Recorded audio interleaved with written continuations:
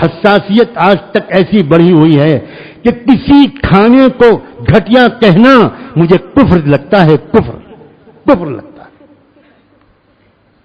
کس طرح برداشت کرتا ہوں میں اس بات کو، میرا اللہ جانتا ہے، میرا اللہ جانتا۔ جی چاہتا ہے میں جوتا نکال کر اس خبیث کو ماروں، ننگا کر کے اس کو ماروں جو کھانوں کو حقیر سمجھتا ہے اور جو بڑے مزیدار کھانوں کا شیدائی ہے، اس کے بغیر کھا نہیں سکتا وہ۔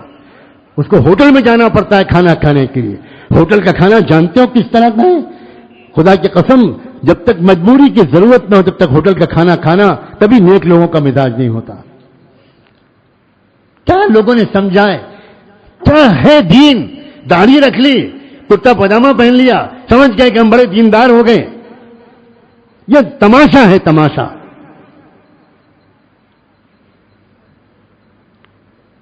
حضرت خواجہ باقی باللہ رحمت اللہ علیہ، جانتے ہو ان کے کھانے پکانے والے کی شرط کیا ہوتی تھی؟ فرمایا کرتے تھے میں صرف اس شخص سے کھانا پکواتا ہوں جس کا دل ایک لمحے کے لیے اور جس کی زبان ایک لمحے کے لیے اللہ کی یاد سے غافل نہ ہوتی، کیونکہ اس کے ہاتھ کے پکائے ہوئے کھانے سے دل میں نور اترتا ہے۔ فرمایا کرتے تھے کہ جس دن میرے پاس ایسا کوئی پکانے والا نہیں ہوتا، میں روزہ رکھتا ہوں اور شام کے وقت میں دودھ سے یہ لسی سے افطار کر لیتا ہوں، کوئی پکی ہوئی چیز نہیں کھاتا جب تک کہ ذکر میں ڈوبا ہوا انسان میرا کھانا نہ پکائے۔ یہ تو مقام ہے ہمارے بزرگوں کا، اور ہم جا رہے ہیں کافروں، مشرکوں، ناپاکوں، جنوبیوں، بدکاروں اور فاسقوں اور فاجروں کے ہاتھ کے کھانا کھا کر، اور وہ بھی فاسٹ فوڈ کھا کر اور جنک فوڈ کھا کر اور چائنیز فوڈ کھا کر، جس میں جیلیٹن ملی ہوئی ہوتی ہے، اور جیلیٹن حرام ہے، اس میں کوئی شک نہیں ہے، کوئی شک نہیں۔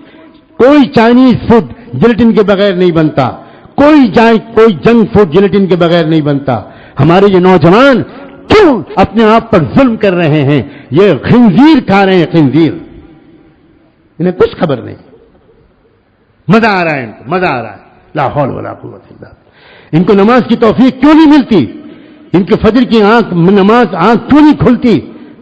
اللہ کہتا ہے فرشتوں سے سلا دو اس بدماش کو، اس کو میں اپنے سامنے کھڑا ہوا نہیں دیکھنا چاہتا۔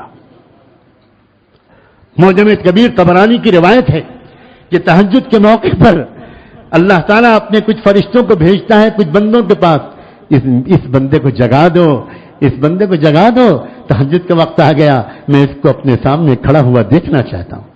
اور کچھ بندوں کے پاس فرشتوں کو بھیجتا ہے ان کو سنا دو، میں ان کا چہرہ نہیں دیکھنا چاہتا۔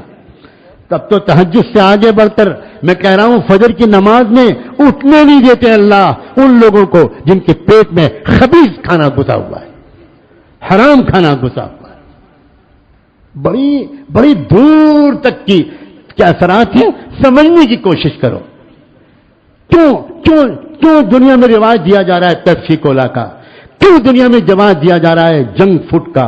کیوں دنیا میں رواج دیا جا رہا ہے میکڈونلڈ کا؟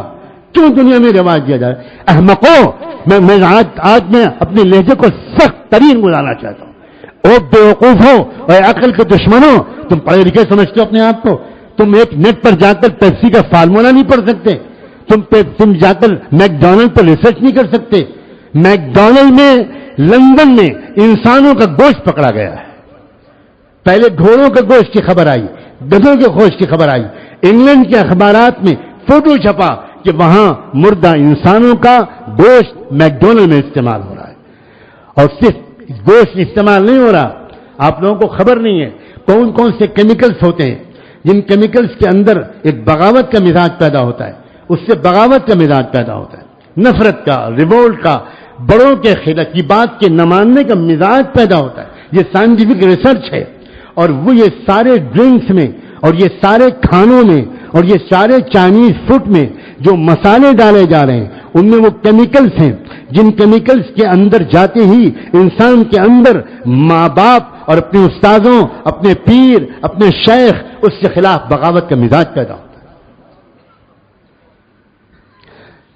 ہمارے مشائخ اور اکابر ریسرچ کر کر کے تھکے جا رہے ہیں، لیکن یہ امت محمدیہ کے بے عقل نوجوان، یہ بے حس نوجوان سننے پر آمادہ نہیں ہے،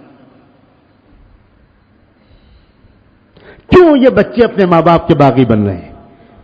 کیوں آج کل کے مریدین اپنے شیخ کے خلاف علم بغاوت بلند کر رہے ہیں؟